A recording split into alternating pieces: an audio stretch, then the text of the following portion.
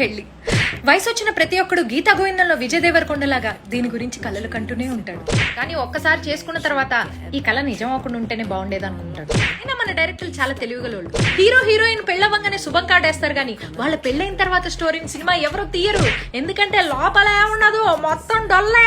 మొదట్లో అరవింద్ స్వామిలా కనిపించిన మొగుడు తర్వాత ఆరో నరేష్ లా కనపడడం మొదలవుతుంది. ఇంకా వీళ్ళిద్దరి మధ్యన అనిల్ అంబానీ ముఖేష్ అంబానీ కంటే ఘోరమైన బిజినెస్ డీల్స్ మొదలవుతాయి. హౌస్ ఈఎంఐ నువ్వు కట్టు, కార్ ఈఎంఐ నేను కడతా, కరెంట్ బిల్ నువ్వు కట్టు, వాటర్ బిల్ నేను కడతా.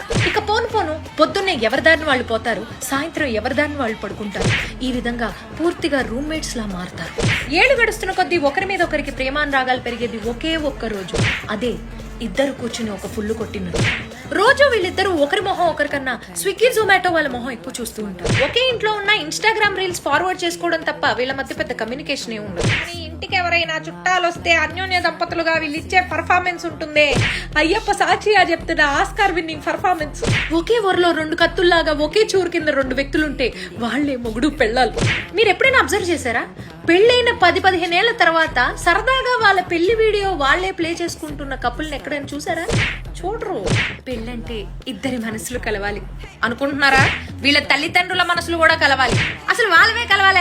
ఈ మ్యారీడ్ లైఫ్ అనేది ఎలాంటిదంటే కంటిన్యూ చేసేంత బ్యూటిఫుల్ లైఫ్ కాదు, డిస్కంటిన్యూ చేసేంత వరస్ట్ లైఫ్ కాదు. అసలు ఈ పెళ్లి సమీరా ఏం చేస్తున్నావు? ఏం లేదండి.